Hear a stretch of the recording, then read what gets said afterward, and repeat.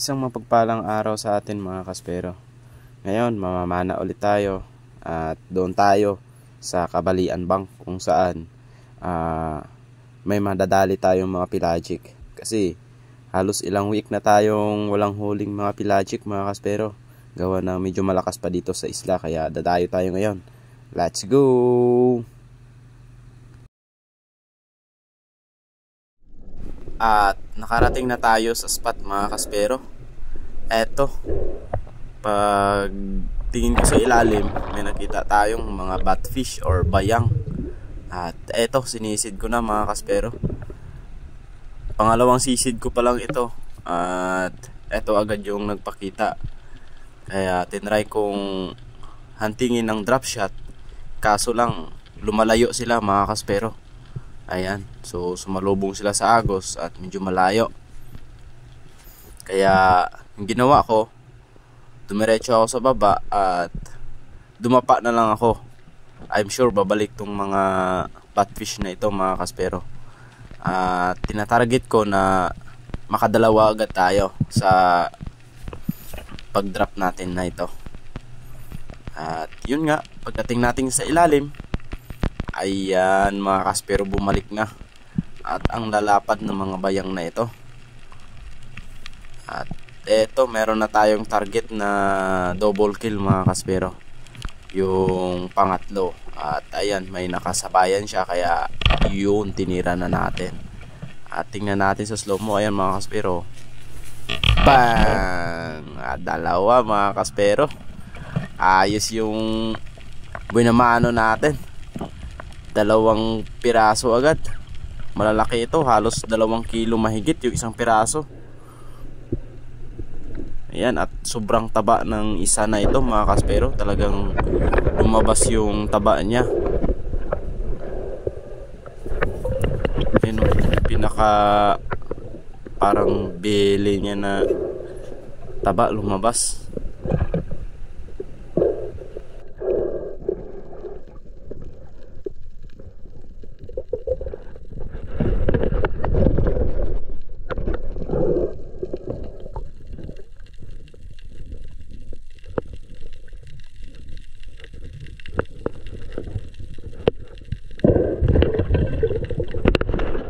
Then, pagkapana natin ng double kill, nag-drop ulit tayo. Baka may makita tayong pelagic or king mac. At nag-dusting tayo dito para ma-attract yung mga isda. Ngunit bigo tayo, wala tayong nakita sa spot na to. Kaya ahon lang tayo at langoy tayo sa unahan. Baka meron doon mga kaspero.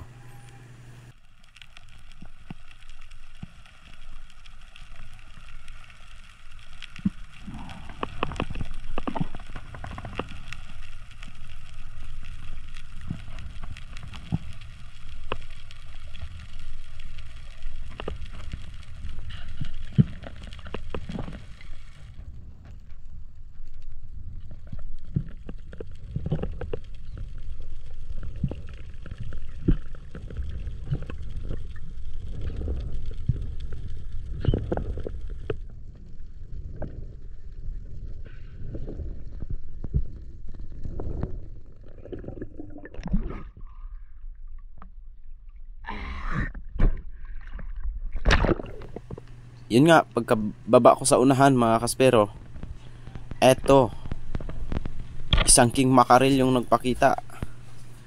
At ang ganda ng pagkatama natin dito mga kaspero, gitnang gitna. Ayan o, sapul na sapul talaga siya. Kaya wala nang kawala to mga kaspero.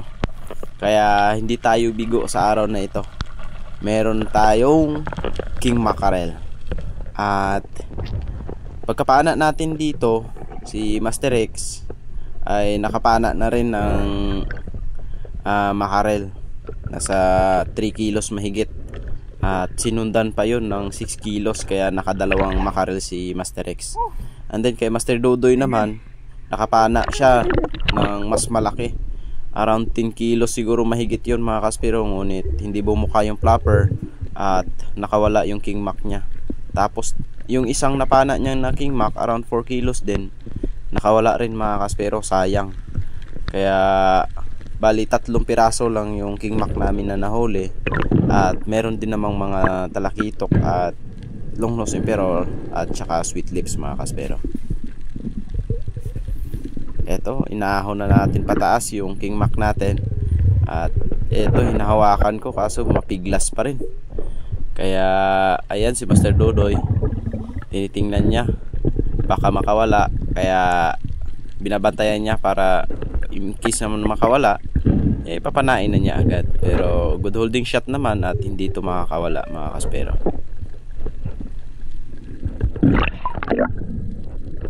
Malakas.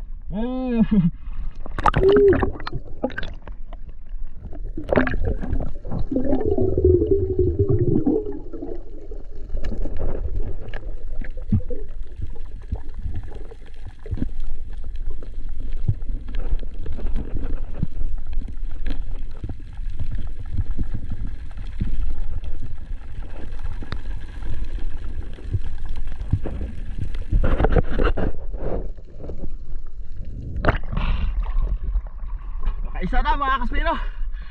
Oh, dalang bilog.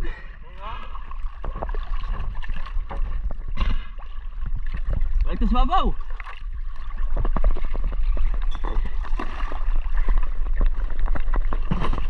Okay.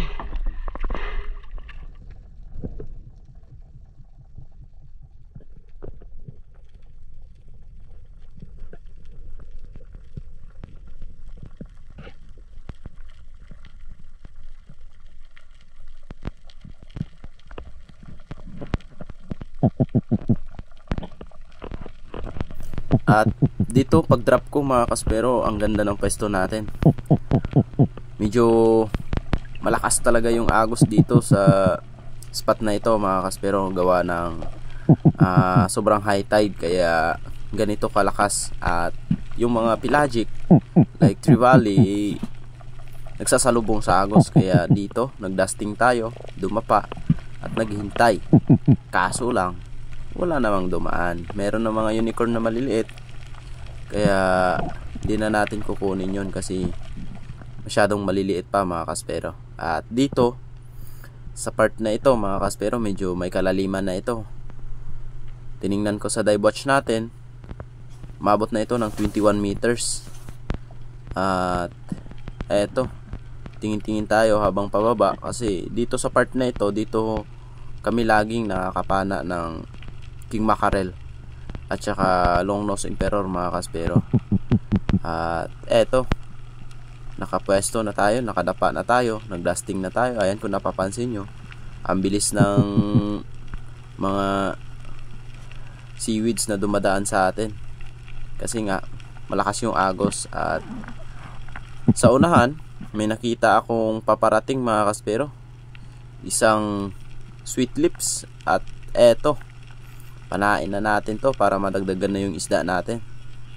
Ayan, kaya nung pagtagilid niya, binanatan na natin sa mukha. At ayun, sapol naman mga kaspero, meron na ulit tayong sweet lips.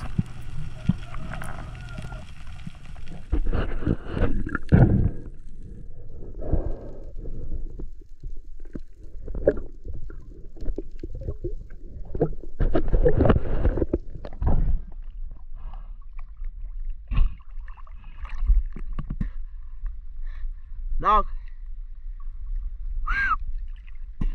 Dog.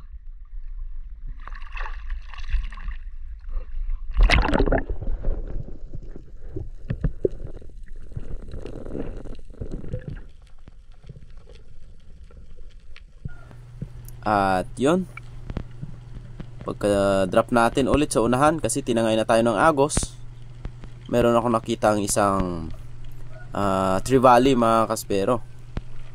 Good size trevally, around 1 kilo mahigit na ito. At ito sumalubong ulit. Ayan, kaya panain na natin to. Goods na rin ito, pang ulam at pang benta mga kaspero. Yun, nadali agad natin. Kung 1 kilo yan, meron na tayong 280 pesos mga kaspero.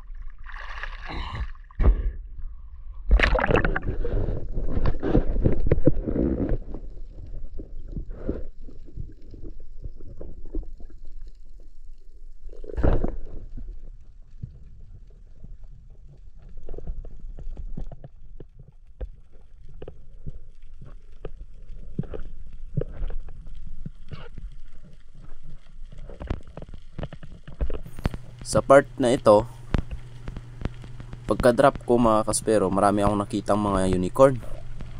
Andyan yung mga surahan. Ayan o, sarap sanang banatan, kaso lang sayang, baka may dumaan na malaking isda at hindi natin mapana. Kaya ambush muna tayo, tingin-tingin muna tayo dyan sa paligid. At ayan, nakapaikot na sa atin. Merong mga big nose unicorn. Ayan o, malalaki na yan. Around 2 kilos yung mga unicorn na yan mga kaspero. At tingin-tingin pa rin tayo, baka may dumating na GT. Kasi GT talaga yung napapana namin dito na malalaki mga kaspero. Ngunit hanggang sa wala tayong nakita, ayun, binanatan na natin itong isang big nose unicorn. At yun, sa pool naman mga kaspero. Ang ganda ng pagkatama ng big nose unicorn natin.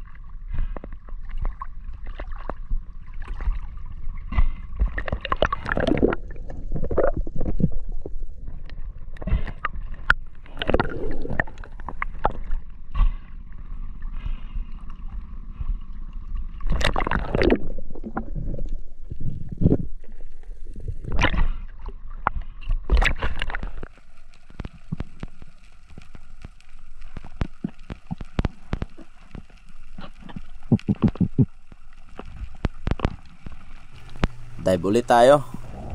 At dito nagdusting na tayo.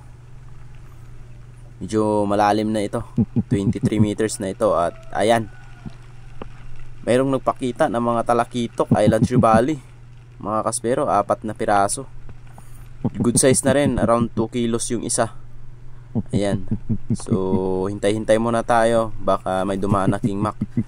At wala tayong nakita, kaya kuha tayo ng isa. Ayun, sapol mga kaspero. Good size na yan.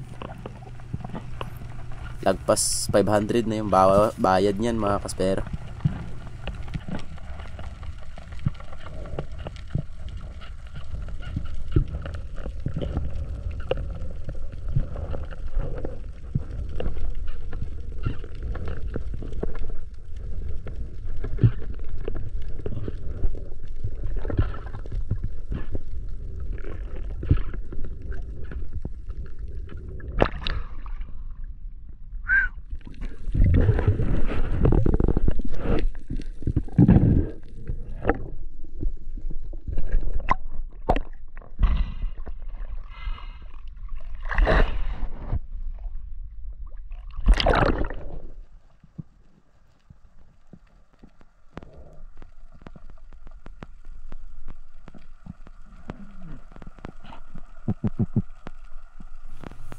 Sayang mga kaspero. Eto, malaking tanigi sana, kaso lang nung hinabol natin, ayun, pumiglas mga kaspero, hindi natin napana. Ito na sana yung pangalawang king mac natin at medyo malaki sana ito. Nasa 10 kilos na sana yon. Pero okay lang, babalikan na lang natin next day. At eto, nag-drop ulit tayo kasi meron tayong nakitang mga oriental sweet lips dyan mga kaspero. Ayan, kaso lang medyo madilim na yung ilalim, gawa ng maghalos alas 5 na ng hapon at nasa medyo malayo pa yung uuwian natin. Kaya eto, kunin na natin itong oriental sweet lips mga kaspero para may dagdag na tayong isda at makauwi na rin tayo.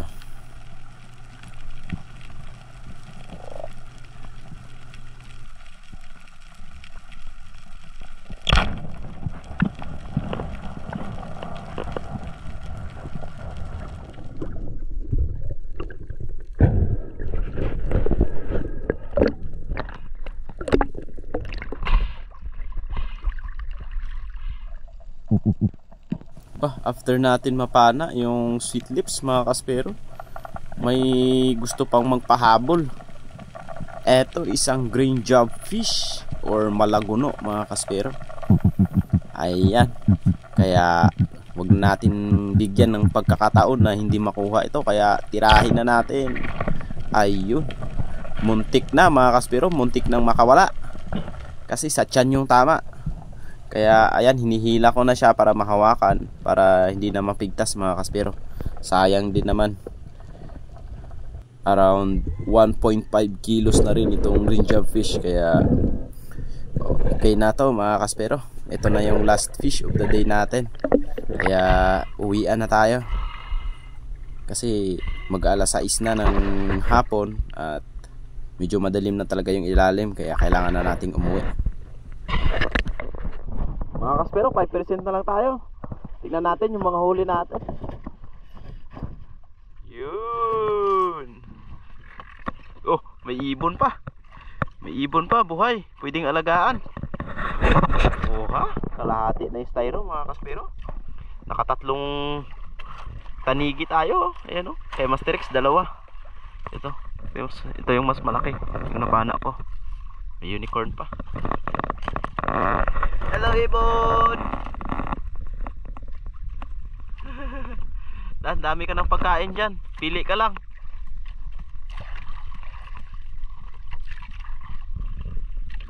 May mga long nose emperor tayo.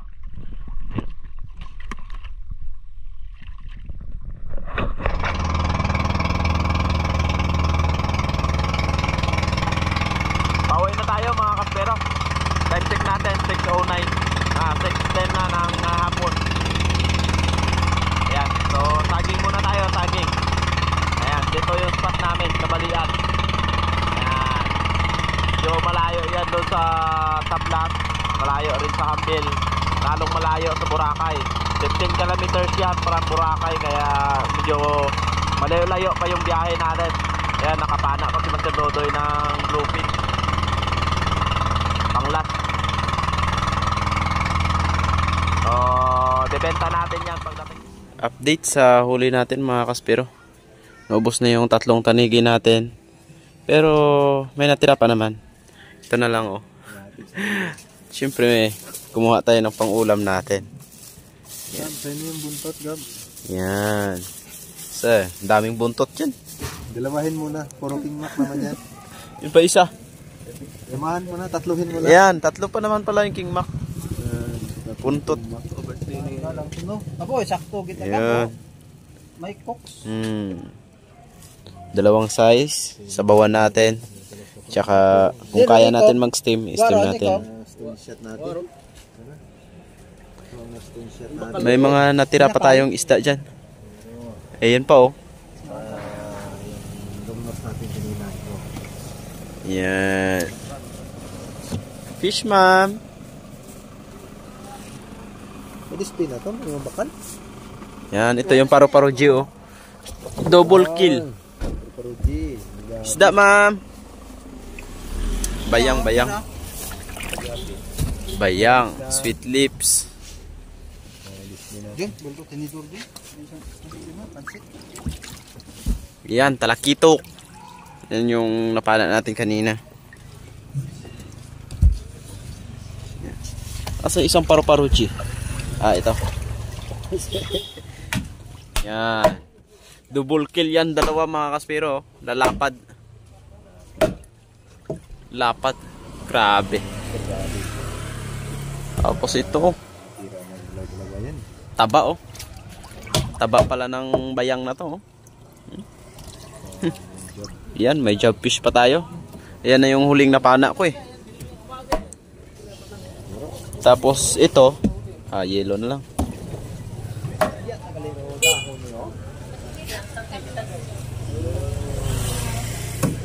Yan, ubos na yung King Mac, pero may natira pa rin. Yan. Yung mga spero natin. Yan, si Boracay Spearfishing Adventure, oh. Yan, tuloy-tuloy na yung upload niyan. Suportahan natin. Yan. Mga kaspero, time check natin, mag alas 9 na ng gabi. Grabe yung pagbebenta natin. Inabot tayo ng gabi kasi gabi na rin tayo umuwi. Halos 7 na kami nakarating, tapos nagbenta pa tayo at naubos naman. At nagtira tayo ng dalawang slice ng King Mac at yun yung iulam natin. Siyempre merong gulay yan. Lagyan natin ng gulay.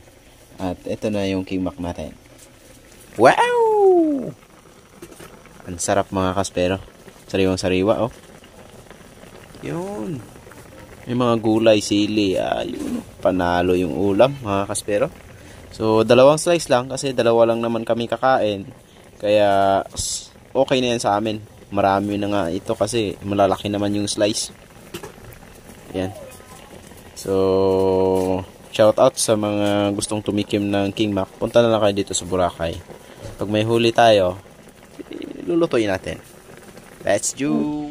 Kain na tayo mga kaspero. Pagod na. Tsaka inaantok na tayo. Kaya kain na tayo.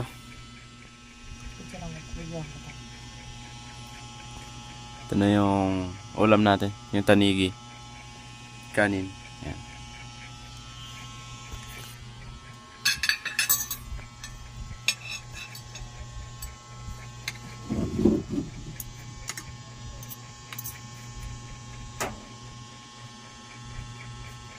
Ay. Ayun. Muna natin yung lasa ng tanigi na ito.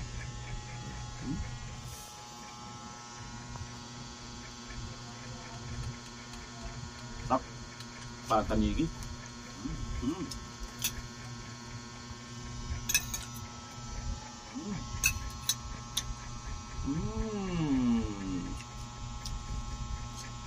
Sarap talaga.